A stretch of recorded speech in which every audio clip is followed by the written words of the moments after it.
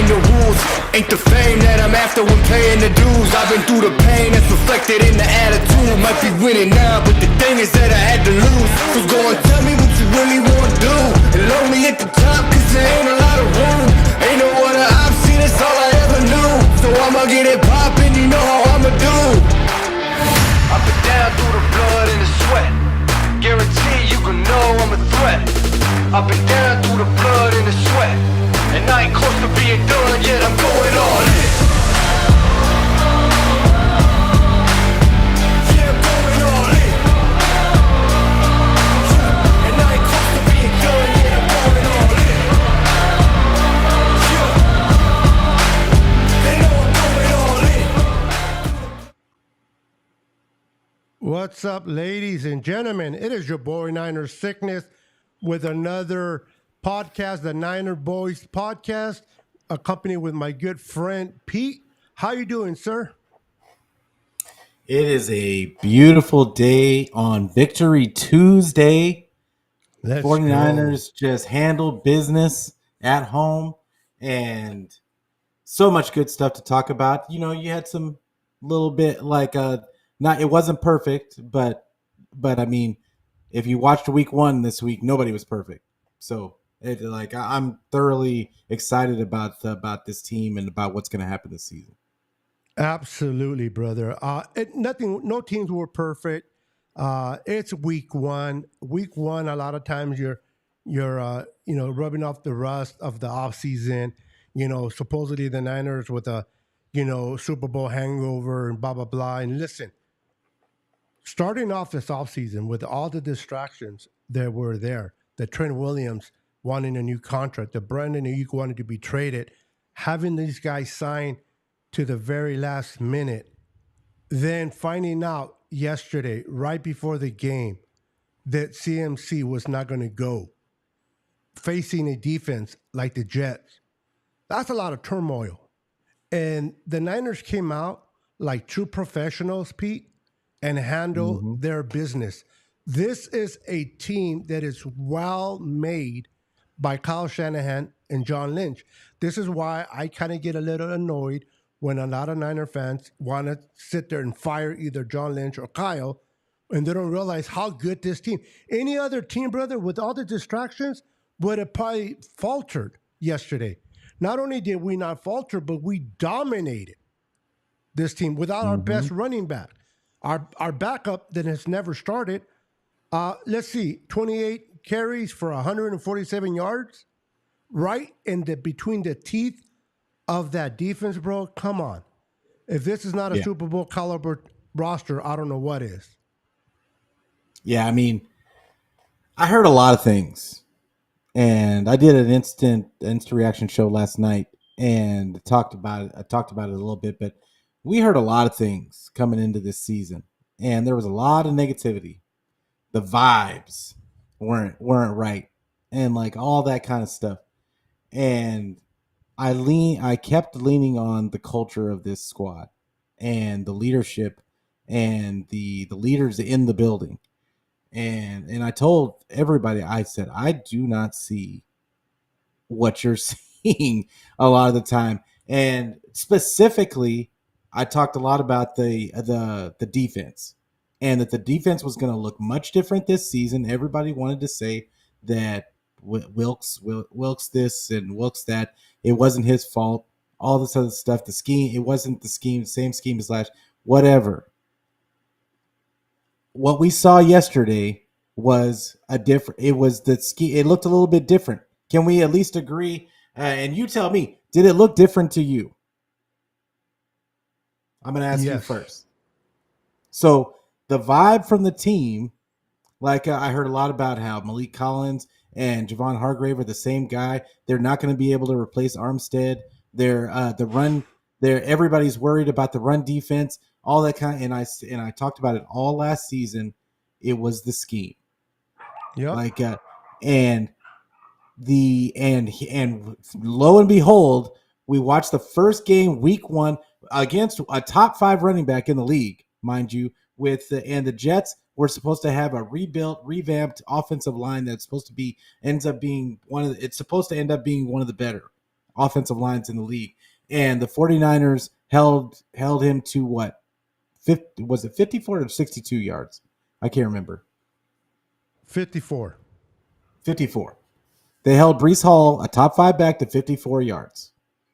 And it was it looked just like it was when, and I'm not comparing them to D'Amico, but it looked exactly the same. They got the defensive line just penetrating, pinning their ears back, and letting the linebackers and everybody else clean up the mess.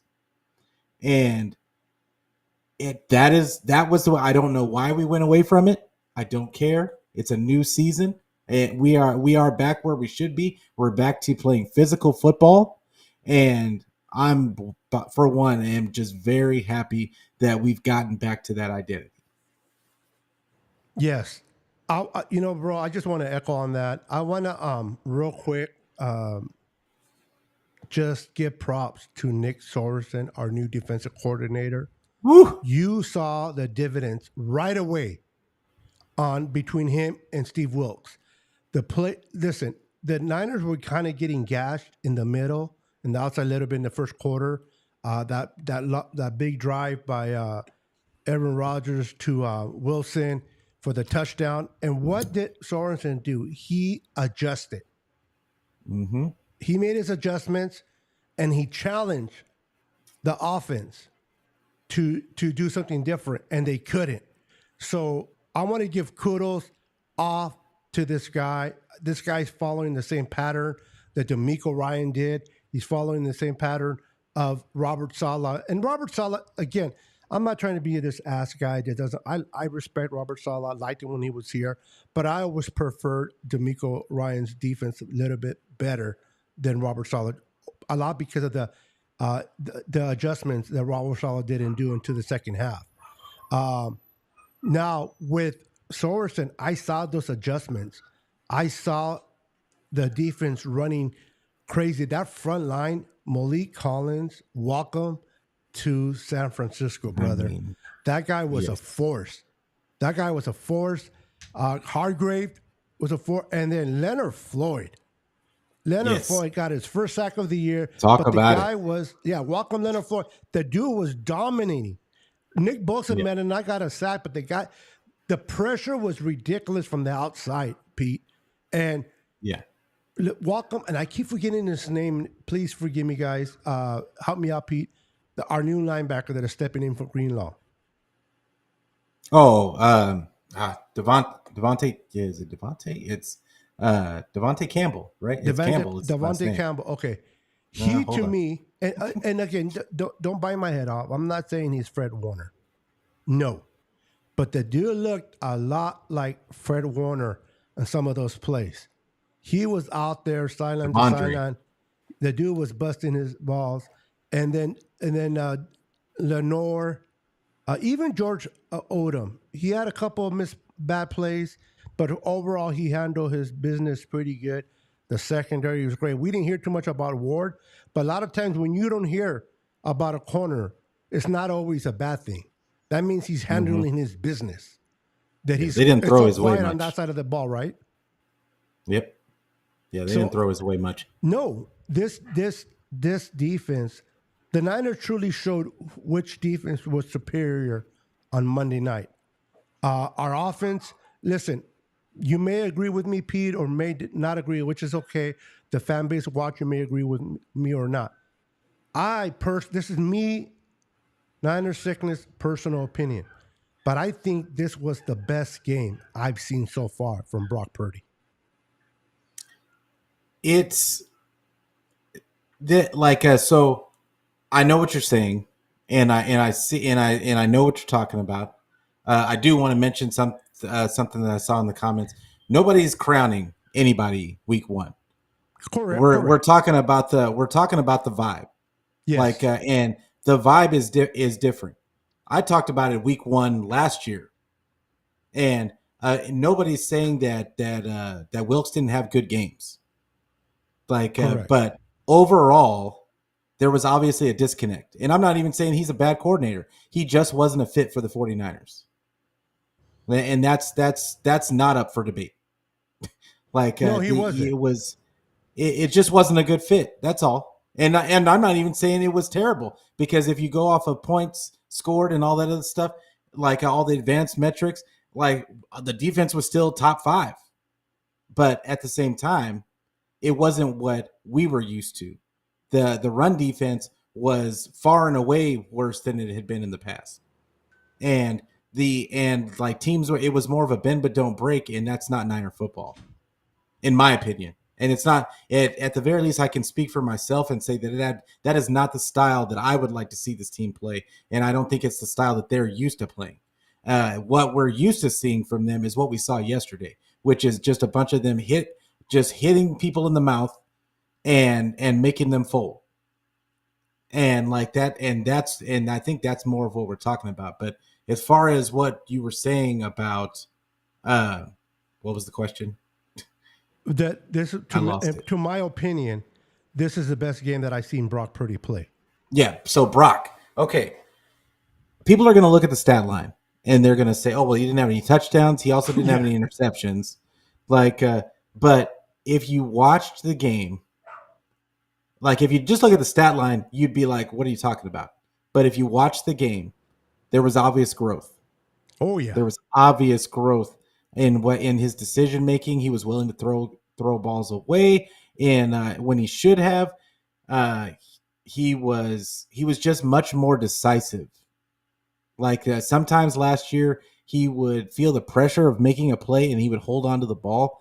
I saw him he was very decisive with where he was going with the ball, and he threw some dimes, and a couple of them were dropped. A couple of them, the defense just made a good play on, and then there was the one where you just dropped it in the end zone. But he looked good. He looked really good, and honestly, I gotta rewatch the game, because I think that he was moving guys around the formation to get a chance to see the coverage, which we don't normally see, because there was a little bit more motion. that was than new, bro. Yes, you caught that, Yeah, bro. That's a good eye. like there was a little bit more motion than there had been in the past. He would do the motions, the speed motions, and like all that kind of stuff, but he was moving, like Jennings specifically, around from one side to the other. He would move the running back a couple of steps to the left or right, and there was obviously something that he was orchestrating there, which to me it sounds like growth. I'm going to be interested to see as we go on throughout the season, if is that going to continue. Are we going to flesh that out, and is it going to become more of a mainstay? Because I know that people are going to say, "Oh, well, Jets offense has always been trash." They've got Aaron Rodgers now. They've never had a quarterback ever. And there's a lot of teams out there, good teams, that look really bad against the 49ers. I think it was just a really bad matchup for the Jets.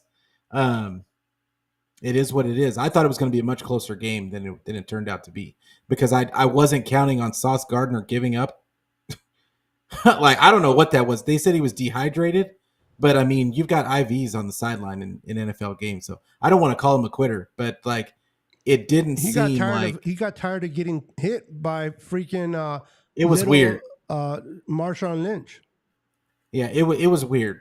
I don't know what happened with him, but he removed himself from the game, or they removed him from the game, and then they lost Mosley, they lost Clemens. I believe it was Clemens that went out early, and there was multiple guys that, when you go up against the 49ers, it's a known fact that teams don't do well after they play the 49ers, because of the beating that they take.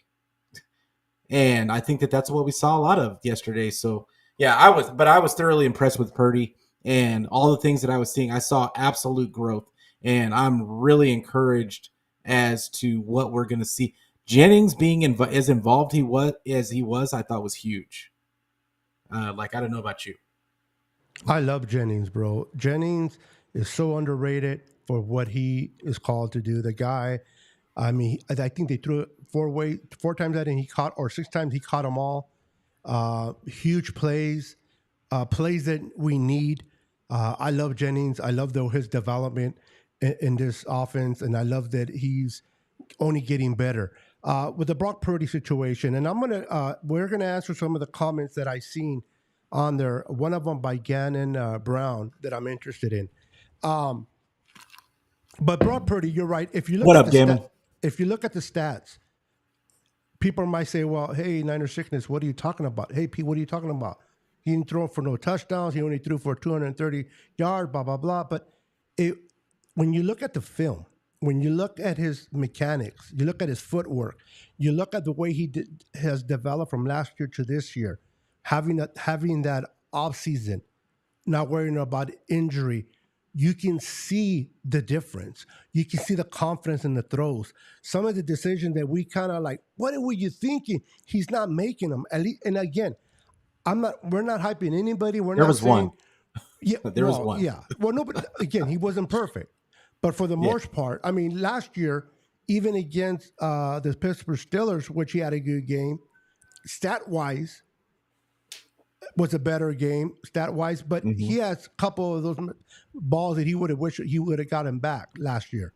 Not so much this year. And this is what people don't understand. If you look at the stats, last year was a better play. But if you look at the actual work, he did better work yesterday than he did last year. So I'm confident in his building. And again, to the point of Gannon, how you doing, brother? And Kenny, everybody, Ricky Diaz, everybody popping in. I appreciate you. I'm gonna chat getting hyped early. If I can find it, it's something about where is it? I should have just bring up his name. Something about not crowning or not. Yeah, it was early. It was like one of the first comments. Yeah, I don't know where it's at. He said props week 1. We weren't giving our old DC props after week 5 against the Cowboys. No, it wasn't that one that I read. It was a different one. But to the point, like, don't go ahead of yourselves. It's just week 1 type of thing. Props I'm week only 1. Pointing out the things that I saw yesterday. It's only week 1. Everything can go to shits next week against the Vikings and so forth. I'm not saying for the Hoyer, but I am making notation. I can't speak for Pete, but I am only speaking of what I saw from Brock yesterday, what I saw from our defense. He mentioned about the pass rush. The pass rush in the sense of sacks wasn't there, but the pressures, and I'm a huge believer in pressures more than sacks. I love sacks. Mm-hmm. Sacks, you finish the job with the sack, but to me, it's pressures. Are you disrupting the quarterback? Are you penetrating the backfield? Does the quarterback know you're coming? Does he get funny feet when he hears you or sees your number? I love pressures, and I saw a lot of that from Leonard Floyd and Bosa. Malik Collins. And Bosa. These guys, and then Malik Collins. That guy, one of the things that our Eric Armstead could not do very well was rush the passer. And he wasn't that great in defending the run. He was good. Malik Collins can do both. And he looks like he is a man on a mission. He wants to be a starter, and he wants to show the world what he can do. Now, it's only game 1. I want to see repetitions of this from him. Okay, so I'm acknowledging what I saw from him yesterday, but I'm not crowning him into the whole year. I want to see consistency from him. But because we were fooled. I don't know about you, but me, like a big dummy, I was fooled by Drake Jackson last year. Yeah. Drake Jackson had 3 sacks. Oh, man. He looked like, right? He looked like he was like a Hall of Fame and everything. And then I was like, we back. Yeah. Like, it's 2019. Yep. And then he decided to go to sleep like a bear in Harbor. Yeah. So I'm not, I'm not going to make that same mistake, but I do want to acknowledge what I saw from him. We were able to contain, arguably, the running back that they say is kind of like the clone of CMC. And he's a great runner. I know he's coming off an injury, but he's a great runner. And he was only able to muster 54 yards against our D. And it wasn't those big gashes. Remember last year, those big gashes, like, oh my God. You didn't, I mean, as soon as they give the ball to him, it was like boom, boom, boom. And he was on the ground. I mean, they will give up maybe 3 to 4 yards, if that. per carry. I mean, the Niners were disciplined. And real quick, Fred Warner. I cannot say enough of this young man. This man, it's like he never turns it off, right? This guy comes and plays his butt off, and the dude was everywhere. That the peanut hit that he loves to do, man, when I seen him do it and that ball came out of Brees Hall's arms, I'm like, we got this. This defense was amazing. So keep in mind, again, I can't speak for Pete, but for myself, if you hear me all excited about yesterday's game, I am. But it's just about yesterday's game. I'm not this guy that's going to be, we're Super Bowl bound and we're going to beat 3 Mahomes, blah, blah, blah. No. We take it week by week, but there's nothing wrong with being hyped after seeing our team come out week 1 after all the things that was happening in the offseason. Are you leaving? Is he staying? Is he leaving? Is he staying?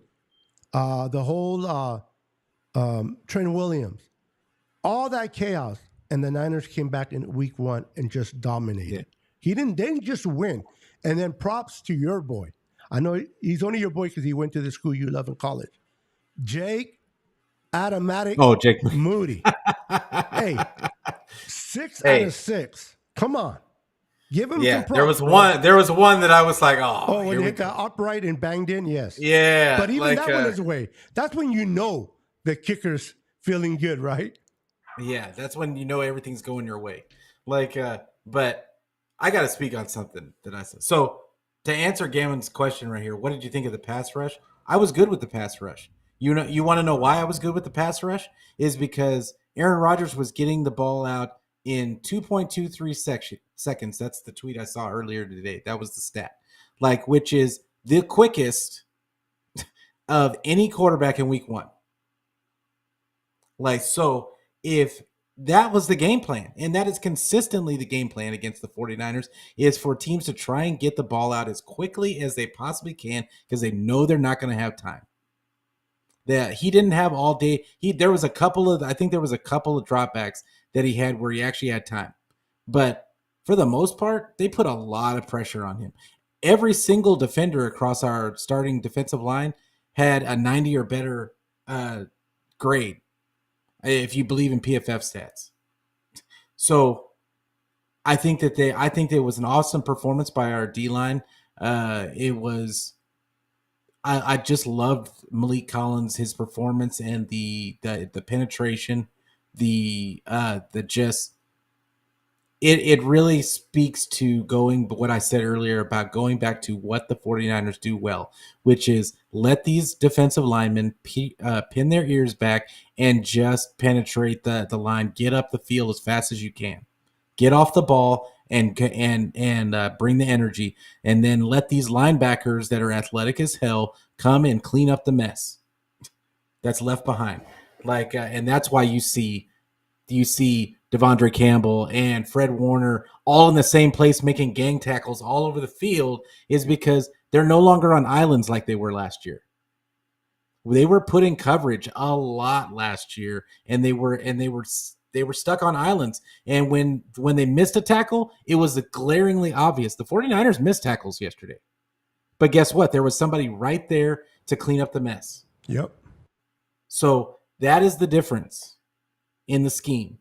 And so, like I said earlier, we can nitpick. It is week 1. Let us be excited about week 1 and what we saw.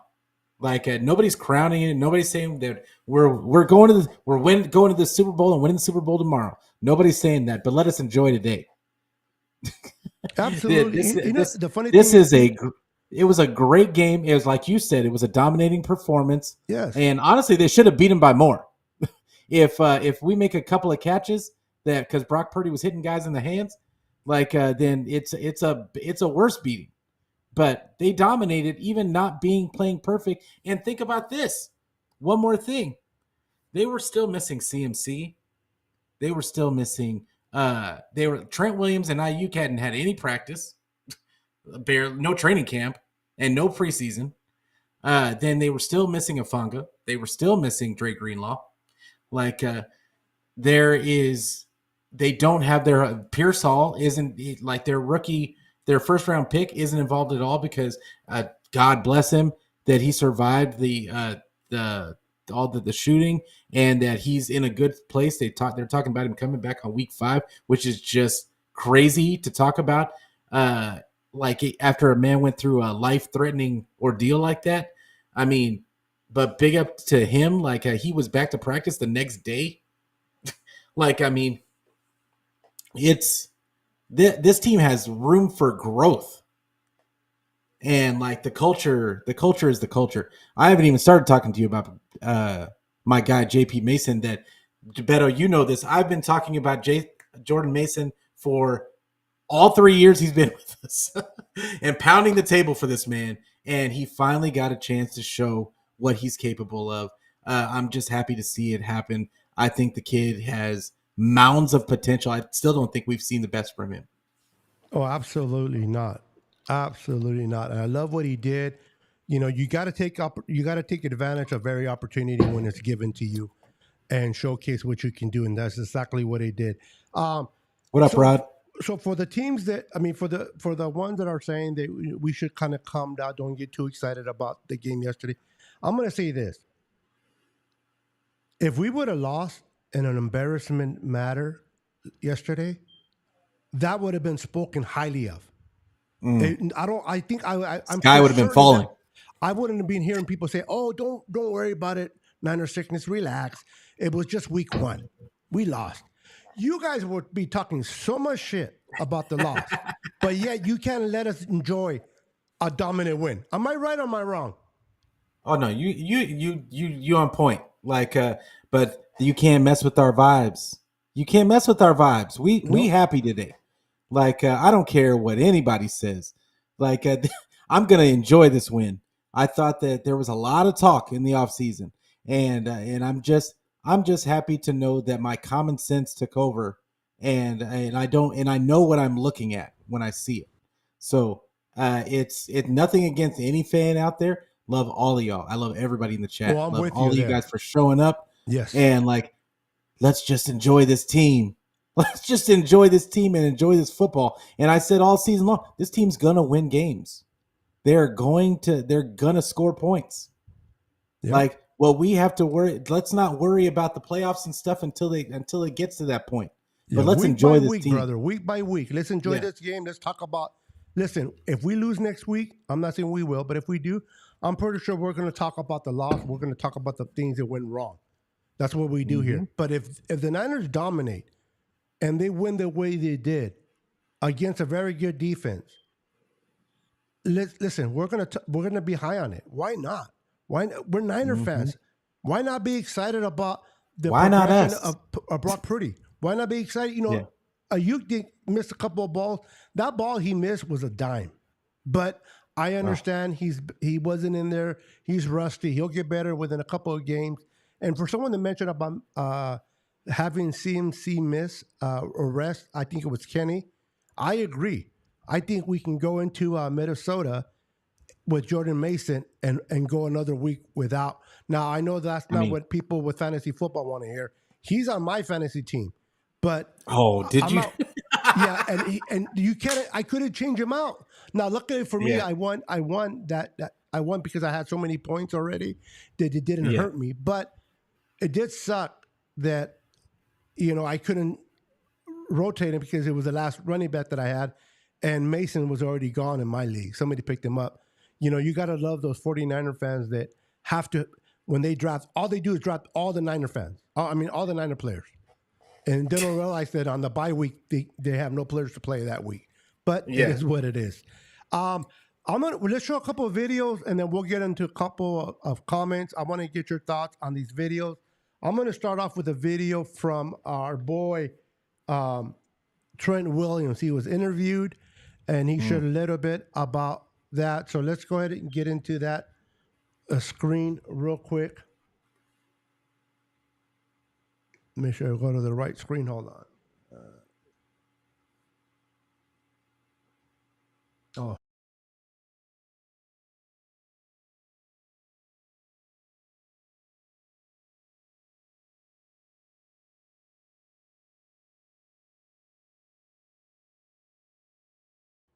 Let me know if you guys can hear it, okay?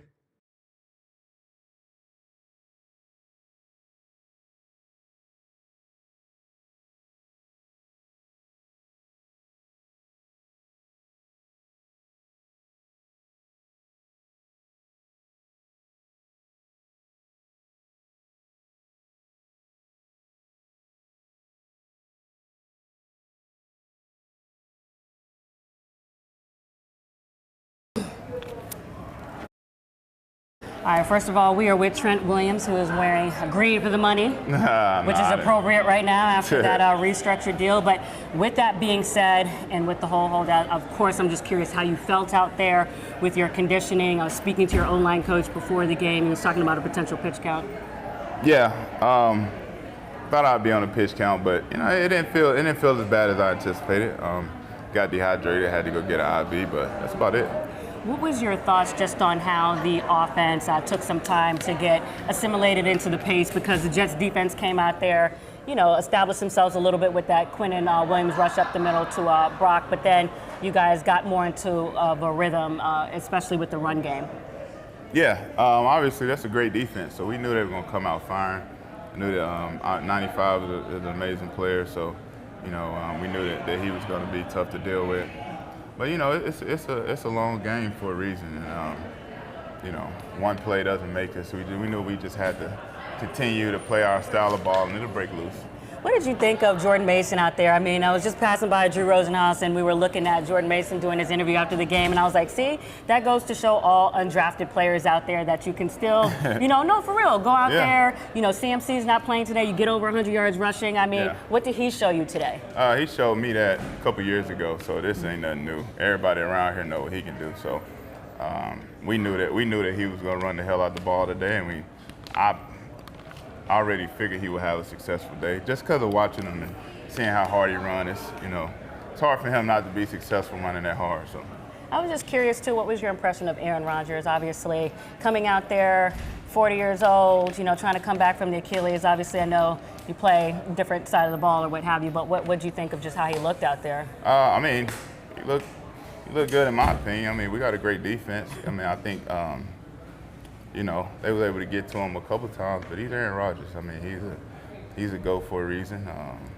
So I was just enjoy seeing a guy older than me out there being able to play. And last question here, I'm just curious how you felt and how it was important for you to reacclimate to the team. I saw your comments on Ricky Pearsall and just the impact that had on you, and just also, balancing your personal principles with, the leadership role and trying to be that glue at the same time. Yeah, that's just kind of the role I play in the locker room, and obviously being away, you miss that role, and you miss being able to hang out with the guys and meet the new guys. So, I was ready to get back so I can assume my position and help this team win. But at the same time, still, I just want you to speak to the importance of still holding your principles, because there were a few players that were holding out, this offseason, including Hassan Reddick and, obviously your teammate, your wide receiver, and Brandon Ayuk. Yeah. Talk about how I want you to speak to that balancing portion, though. Well, I think every situation is different. I never thought I'd be in that situation. It's the first in my career, but holding out? Holding out. Well, for a contractual wise. So Okay. that's what I was thinking. Okay. But it's business is business, and everybody deal with it. Nobody is above the business side of it. So, and coach understood. Everybody understands. It's not the first rodeo, So our teammates actually supported me really well. Me and Cal and John, we stayed with a good line of communication. That's good. Never a very contentious situation. So, it was obviously it's nothing that you want to do, but I was able to get through it, and got to get that guaranteed money. Yeah, you got to. It's a volatile game, so. Well, first of all, I just want to thank you for taking the time to talk to me. Problem. You didn't have to do that, but you were OG. We go way back in terms of these interviews, so thank you for taking the time to talk to me. I really appreciate that. All right. So what are your thoughts on that, Pete? I mean, it's typical Trent. Like he always does a good job not falling into the traps. Not falling into the traps. She's going to ask the questions about but how do you manage the being a leader and having to hold out and like all the other stuff, and he's just like, it's the business side. I mean, he's always cooler than the other side of the pillow. So it's Absolutely. yeah, he's never going to fall for the banana in the tailpipe question. So it is what it is. But I love what he said about Jordan Mason and the fact that everybody knew, like anybody that had watched Jordan Mason run the ball knew what was about to happen. Right. Like, And for those that don't know, I mean, he referenced the movie Beverly Hills Cops with Eddie Murphy, with the geez. banana in the tailpipe. I forget how old I am sometimes. Like, Bro, don't talk about how old you are, because that just makes me look like a grandpa when it comes to how old you are. Listen, I don't know what do you think. I don't know what you guys think of this guy, but I love this guy. I like his takes. I think this guy speaks from the heart. I don't think he's no BS in him. I have a hard time pronouncing his last name, so if I screw it up, I apologize. But I think you know who I'm talking about. Brian Dinger, or Baldinger. yeah, I love what he says. So I want to show this clip, him talking about Brock Purdy from his point of view, and then we'll talk about it. All right, Pete? All right. Let me see. I get it. It's That's how the 49ers create matchups. That's how the 49ers create matchups and how Brock Purdy understands what they're doing. All right, that's Jawan Jennings going out wide to a bunch. Jets and man coverage. All right, now, you have to throw these passes on rhythm and timing. Remember now, right here, they got Ayuk on the safety. Ayuk didn't go to training camp. He hasn't been there. He's been there for a couple of days. This throw right there is out of Purdy's hands, right to a spot. All right, beating the safeties. All right, there you go. Now you get this right here. All right, here comes Kittle in motion. Now, watch how they attack the safeties here. They anticipate the cover two shell right here, and they're going to attack both safeties. And watch how it just expands the defense right here. Ayuk and Jennings. Now, look at this hole that Jennings has to throw. Now, the protection's perfect, and he gets the ball to Jennings perfect. All right, now let's watch this. Sometimes you just got to play quarterback. This is a 7-step drop from under center. Just count them. 1, 2, 3, 4, 5, 6, 7.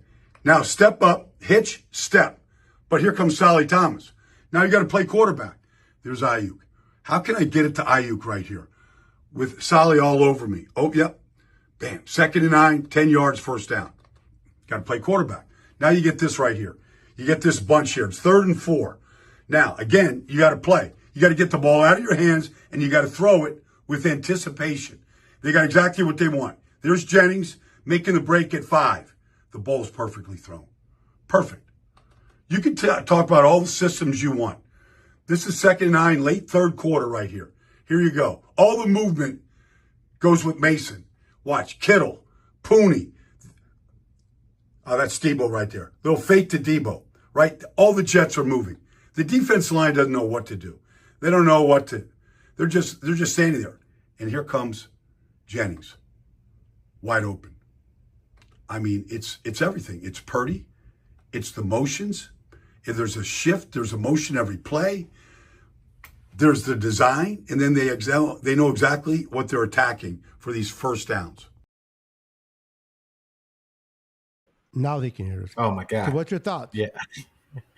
I mean, it was a lot of what. There was more than just those clips that Baldinger Of was course. pointing out. Like there was a lot of Purdy just orchestrating the offense, and some of those outs that he was throwing yesterday he was not throwing those last year, and there's subtle things, the little subtle things that he was doing that really showed me the growth. And I'm looking forward to seeing him grow even more as he gets more of his weapons. We didn't even see Cowing. I wasn't involved in the offense at all. No. and I'm really interested to see what happens when CMC comes back.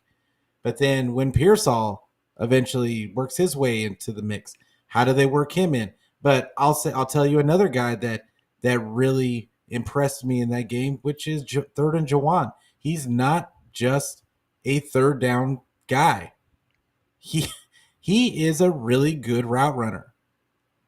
And he's not the fastest guy, but he finds himself open in this offense. And whether you want to say it's scheme, whether you want to say it's his route running ability, it doesn't matter to me. He catches it when he needs to catch it. And he gets every yard that he possibly can. So but as far as Purdy goes, I thought Purdy did a masterful job not pushing. I think that the no touchdowns thing, he should have had at least one. He should have had at least one, but the thing is at least I think it goes to show that he is not so focused on the end result and getting the touchdown so bad that he's going to go outside of the game plan and push the issue when he didn't need to. There was never a point where he needed to push the issue, and he just stayed within the frame of the offense, stayed just getting those first downs, chipping away. And because he was, whether people want to recognize it or not, he was playing a very good secondary. So Absolutely. I thought that no joke. But Sauce didn't play. I would say he did play almost half the game. He wasn't hurt, bro. So that's on him. He wasn't hurt. But DJ Reed played really well. I thought DJ Reed, former Niner legend, he played well, and they do have other guys. Hold on for a second, real quick, Pete. Dina Harvey, good night. Thank you for stopping by. We appreciate you. Have a blessed evening, and we'll talk to you in the next show. All right, Pete. I didn't mean to interrupt. I just wanted to say good night. She's leaving. Yeah. Yeah, no worries. Hey, Dina, you have a good night. Appreciate you for coming through. But yeah, it was just I thought it was an excellent performance by Purdy. I'm just looking forward to all the growth that we're going to see. I think it's going to be even better down the road. Absolutely. And I'm going to play another real quick video clip. This one here, not so much in the comments, but she's a cutie. I liked watching her. You're gonna know who she is. Adams. Yes. Yeah. She's just a cutie, man. So if you don't like her takes and you're a guy, just enjoy the visual. Hold on.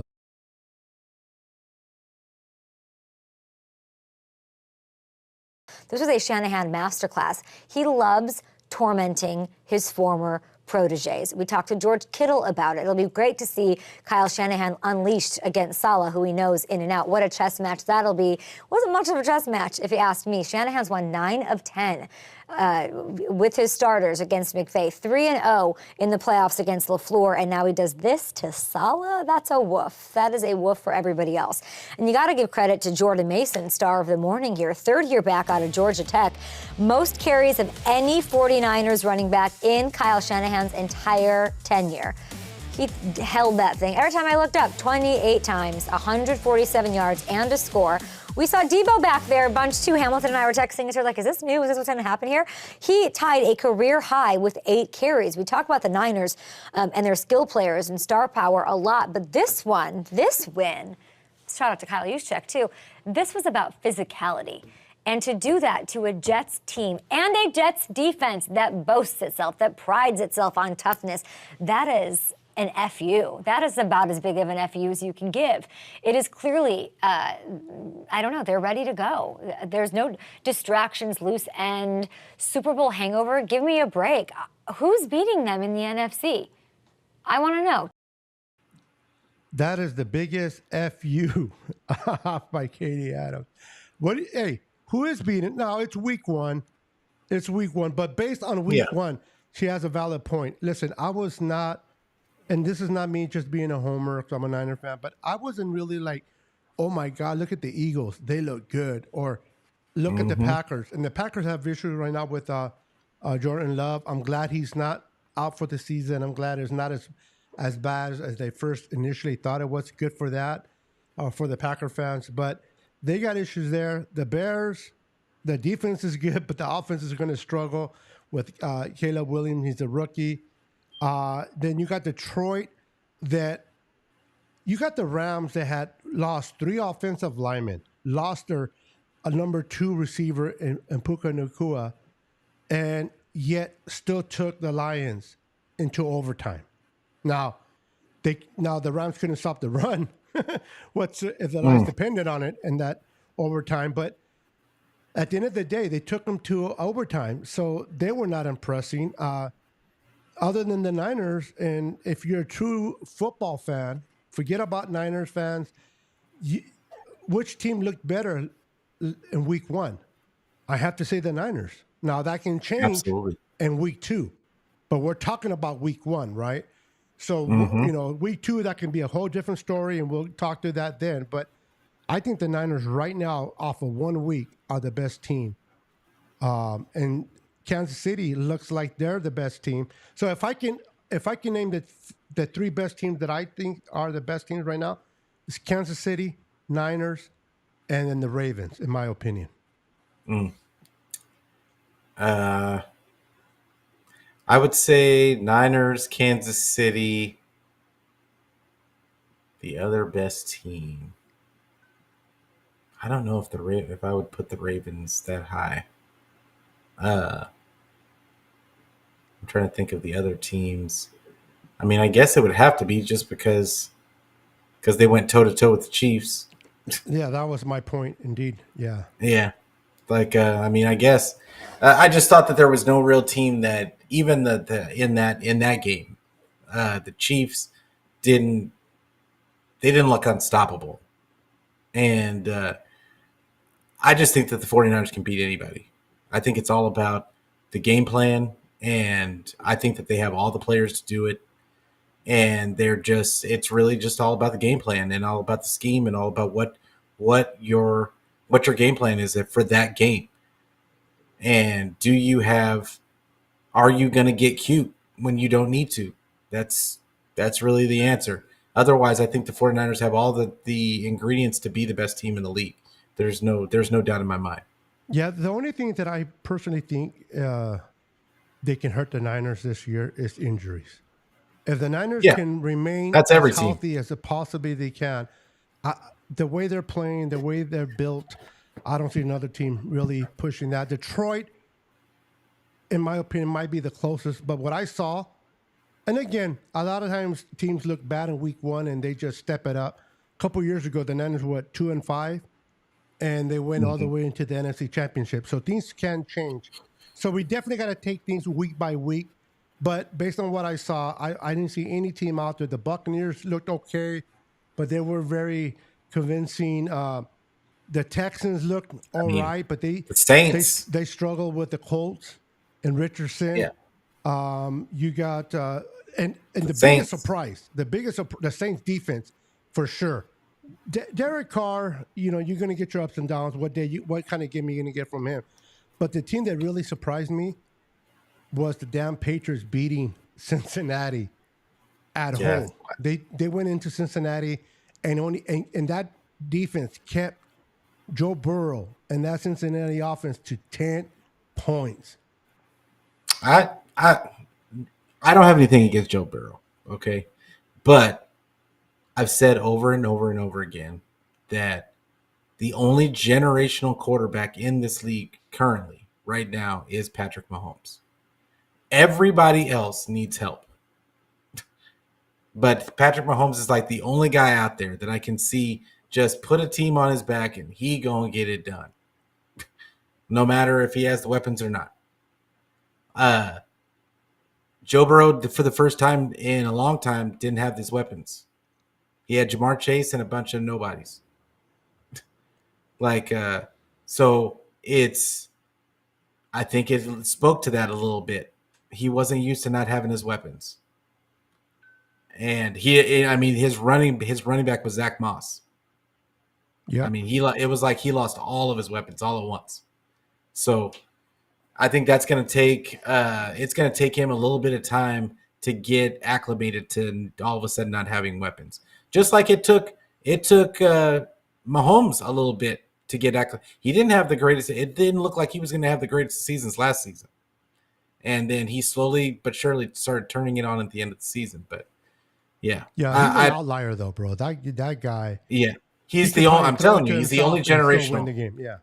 He's the only guy that I don't care what team he's on. I just feel like he would find a way to succeed. But the Saints, I thought looked really good, and it's not lost on me But that who were they playing, Pete? I get it, but at the same time, it's not lost on me who their offensive coordinator is now, No. because I Thank God think you that didn't is just- gonna. It's not. It's there's a reason why Derek Carr looked as decent as he did, and why that offense looked the way it did all of a sudden. Like, it's because they brought the Shanny offense, and it's gonna make things a lot easier for Derek Carr, because I think that a lot has been put on his plate when he can't handle it.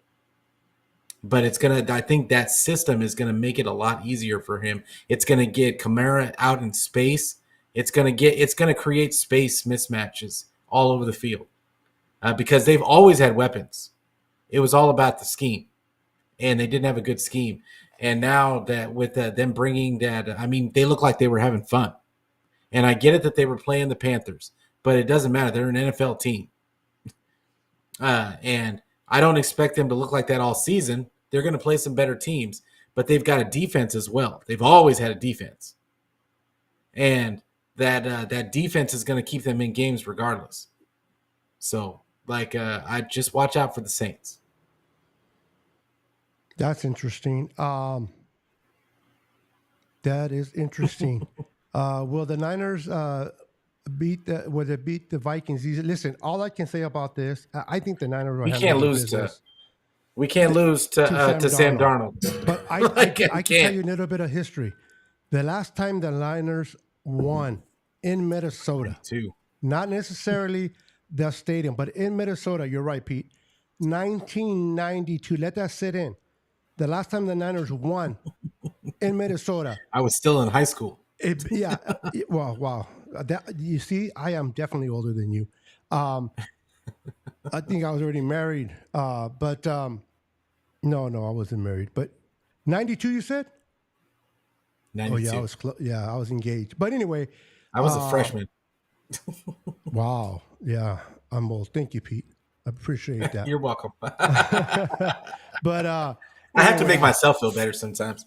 The Vikings, I think the Niners will handle their business, even with matter of fact, I prefer to see Mason again continue to build his confidence, give CMC the opportunity to rest one more week. If we were able to do this to the Jets defense, I understand every defense is different and every given Sunday, but the Vikings defense do not scare me. They can't stop the run. That's one of their issues. Although they stopped the Giants, but then again, it's the Giants. And it's the Giants. So you can't take nothing away from that. I think it's going to be a good game. I expect the Niners to go in there, run their business, handle their business, and win that game. But we definitely got to change that. 1992 is a very long time, bro. Christian said he was 2 years old in 92. Yeah, it's just not. It's not. And a couple of times that we've lost there, it's just been real fluky situations. But the 49ers just got to go in there and handle their business. This is a team that they should beat. And that last year, we were still missing Trent Williams and Debo, I believe. Yes. So that should not be the case this Kirk season. Cousins, bro. Okay. Which is he is an upgrade from Sam Darnold. Yeah. Okay. Just from that perspective, bro. That's it. Yeah. But still, the 49ers should have beat that team. No, I'm with you. And it was, I think it was just went back to, we were missing Trent Williams, and that's really the main one. I know that everybody loves Debo, and I know Kyle loves Debo, and he likes the game plan around Debo. But I think Trent Williams was the bigger loss in those 3 games, and Purdy just didn't have time at all. and that you could see they were discombobulated. I don't think that we're going to get that same Purdy this year. And I think he's got a much better handle of the defense. I think that our offensive line is better. Pooney, we haven't even talked about Pooney. Yeah, Pooney talk looked about him since we're closing up. fantastic. Yeah, Pooney looked fantastic. They said we were able to run to. Think about this. We were able to run to the right side and open up huge holes to the right side, which didn't happen at all last year. We ran predominantly to the left side because McKivitz and whoever was on the right side just couldn't open holes. They were not good in the run game. Pooney there was some tape out there of him blocking two people at one point. And I think that he is he is an outstanding find by the team. And for a rookie, he's really a breath of fresh air. Especially in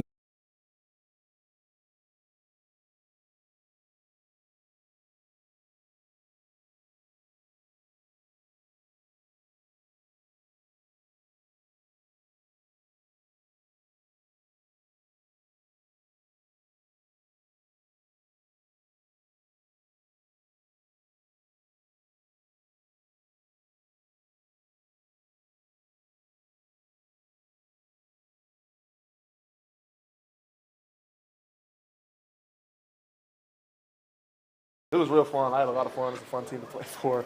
You got superstars all over the field making plays. So for a guy like me, I just try to stay in the mix with them and just make sure they get what they get. You got that grin on your face. What was it like to run the ball as much as you guys did? I love running the ball. The fact that we're able to just do that, I think we had, 37 carries? Anytime you get 25, 30-plus carries, it's probably a good game. So, it's kind of just like an O-line running back thing. Just kind of put your head down, and the receivers, too, they do a hell of a job blocking. So, yeah. It was real fun. I had a lot of fun. It's a fun team to play for. You got superstars all over the field making.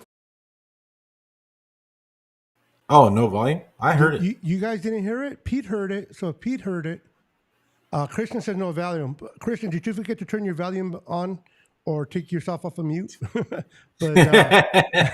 just kidding, bro. Anybody else had a hard time listening? I mean, it was low, but it was definitely on. But anyway, Pete, anything you want to say as we get out of here? It's been up an hour. It's been fun. We are still 31 strong. You guys are awesome.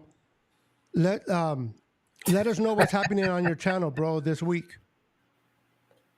So Niner Fanatic Podcast, big show this Thursday. I've got Mr. You know him from Sprint Right Option Podcast. You know him from Bully Ball. You know him from Niner Nation. He writes articles for them as well. Jason Aponte will be on the show on Niner Fanatic Podcast this Thursday, 6:30 p.m. Pacific time. So I'm excited for that. Also this Sunday, then I'll be doing another show, like instant reaction show right after the game. If I have time, I'm going to try and do a little quick preview before the game starts. But for the most part, I'll definitely be doing the instant reaction show after the game. So pull up for that. You know, we're going to be on YouTube. We're going to be on Twitter. We're going to be on Twitch. We're going to be on Facebook. I don't care where you get it. If you don't like looking at my face, you can get it on the audio version, anywhere where you can get your audio podcast. I don't care where you get it. Just get it and bring a friend to tell.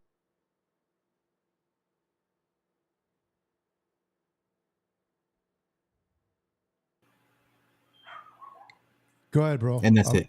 That's it. All right.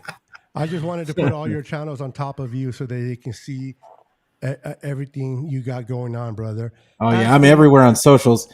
Like you can I'm on Instagram, I'm on Threads, I'm on Facebook, I'm on Twitter. He's on steroids. He's on the pipe. Hey, no, just kidding. Whatever it takes to get through it. Oh, easy killer. Easy killer. Real quick, I just want to make sure that I want to give kudos to everybody in the chat. I say this all the time. You guys are definitely the MVP of the night. Without you guys, we are nothing. We're just talking to each other. Thank you for showing up, showing out. Thank you for being so involved in the comments. We truly appreciate each and every one of you in the chat. give you a hand of applause.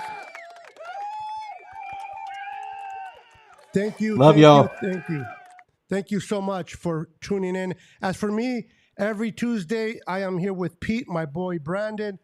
On Thursday, I'm going live at 5 p.m. Pacific Standard Time with Jess from East Coast Red and Gold, the Niners Now podcast. And then on Sunday night at 8:15 Pacific Standard Time, I call Niners After Dark.